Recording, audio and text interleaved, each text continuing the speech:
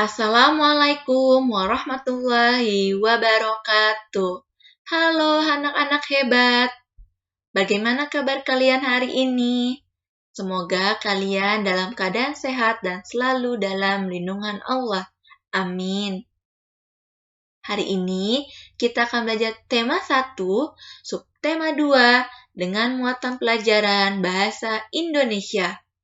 Mari kita mulai pembelajaran ini dengan membaca basmalah. Bismillahirrahmanirrahim. Baik, hari ini kita akan belajar KD 3.1 mencermati gagasan pokok dan gagasan pendukung. Masih ingatkah kamu tentang gagasan pokok dan gagasan pendukung? Wah, hebat! Ya, gagasan pokok adalah ide atau topik utama yang dibahas dalam suatu bacaan. Sedangkan gagasan pendukung adalah uraian atau tambahan informasi untuk gagasan pokok dalam suatu bacaan.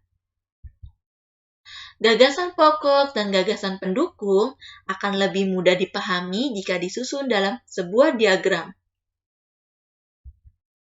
Nah, berikut cara menentukan gagasan pokok dan gagasan pendukung dalam bentuk diagram. 1. Bacalah paragraf dengan seksama. 2. Cermatilah kalimat pertama hingga kalimat terakhir. 3. Tentukanlah gagasan pokok dan gagasan pendukung paragraf. 4. Gagasan pokok adalah bagian inti. Dapat ditulis di bagian atas atau tengah. 5. Gagasan pendukung adalah cabang-cabang dari gagasan pokok. Dapat ditulis di bagian samping atau bawah gagasan pokok. Nah, sekarang coba cermatilah paragraf berikut. Ya, dalam paragraf ini terdapat berapa kalimat? Ya, betul. Ada 4 ya. Ini paragraf. Ini kalimat 1, kalimat 2, kalimat 3, dan kalimat 4. Nah, kita tentukan gagasan pokok dan gagasan pendukungnya. Ya, gagasan pokoknya terdapat di kalimat pertama. Sedangkan gagasan pendukungnya terdapat di kalimat 2 hingga kalimat 4. Setelah kita menemukan gagasan pokok dan gagasan pendukungnya, kita bisa membuatnya dalam bentuk diagram. Nah, gagasan pokoknya bisa kita tulis di tengah, sedangkan gagasan pendukungnya bisa kita tulis di kanan, kiri, atau bawah. Selanjutnya, kita hubungkan dengan anak panah. Nah, bisa kalian perhatikan bentuk diagram berikut ya. Nah, suatu teks terdiri dari beberapa paragraf. Setiap paragraf memiliki gagasan pokok dan gagasan pendukung. Diagram gagasan suatu teks dibuat sesuai jumlah paragraf dalam teks tersebut. Selain dapat dibuat dalam bentuk diagram, gagasan pokok dan gagasan pendukung juga dapat disajikan dalam bentuk tabel. Hal tersebut bertujuan agar kamu lebih mudah memahami suatu teks. Coba perhatikan teks berikut dengan judul Gelar Budaya di Sekolah. Ada berapa paragrafkah dalam teks tersebut? Ya, betul, ada 2 paragraf.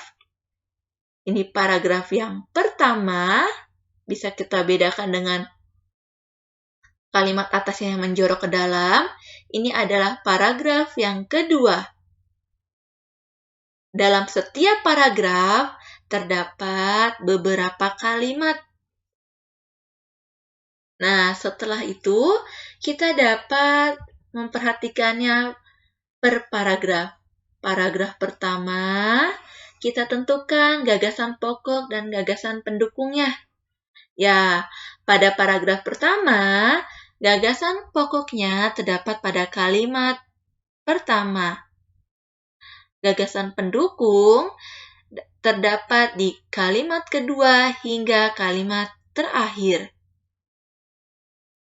Selanjutnya, kita menentukan gagasan pokok dan gagasan pendukung pada paragraf kedua. Nah, gagasan pokoknya terdapat pada kalimat pertama. Gagasan pendukungnya terdapat pada kalimat 2 hingga kalimat terakhir. Setelah kita menemukan gagasan pokok dan gagasan pendukung pada setiap paragraf, kita dapat membuat dalam bentuk tabel. Nah, ini contoh dalam bentuk tabel. Pada teks tadi, kita sudah menemukan terdapat 2 paragraf, berikut dengan gagasan pokok dan gagasan pendukungnya. Kita dapat membuatnya dalam bentuk seperti ini ya. Selanjutnya, membuat ringkasan teks dengan peta pikiran. Peta pikiran yang berisi gagasan pokok dan gagasan pendukung dapat dijadikan acuan untuk membuat ringkasan. Nah, ini perlu kalian ingat, meringkas isi teks sama dengan menulis kembali isi teks secara ringkas atau secara singkat. Berikut langkah membuat ringkasan teks. 1. Bacalah teks dengan seksama. 2. Gunakan kalimat tanya apa, siapa, mengapa, bagaimana, di mana, dan kapan untuk mengetahui kejadian yang diceritakan dalam teks. 3. Catatlah hal-hal penting yang kamu temukan saat membaca teks. 4. Buatlah peta pikiran untuk mencatat gagasan pokok dan gagasan pendukung pada setiap paragraf. 5. Buatlah ringkasan berdasarkan peta pikiran menggunakan bahasamu sendiri. 6. Urutkan peristiwa harus sesuai dengan isi teks sebenarnya. 7. Gunakan kalimat yang ringkas. Hindarilah pengulangan kalimat dan bahasa yang tidak efektif. Nah, dalam surat Ibrahim ayat 7, di mana artinya, dan ingatlah juga, tatkala Tuhanmu memaklumkan, sesungguhnya jika kamu bersyukur, pasti kami akan menambah nikmat kepadamu. Dan jika kamu mengingkari nikmatku, maka sesungguhnya azabku sangat pedih. Dalam ayat ini dijelaskan bahwa kita harus selalu bersyukur atas nikmat yang Allah berikan kepada kita, termasuk nikmat ilmu pada hari ini. Jadi, kita harus selalu bersyukur ya. Nah, sekian pembelajaran kita pada hari ini. Semoga dapat kalian pahami dengan baik. Terima kasih anak-anak hebat. Wassalamualaikum warahmatullahi wabarakatuh.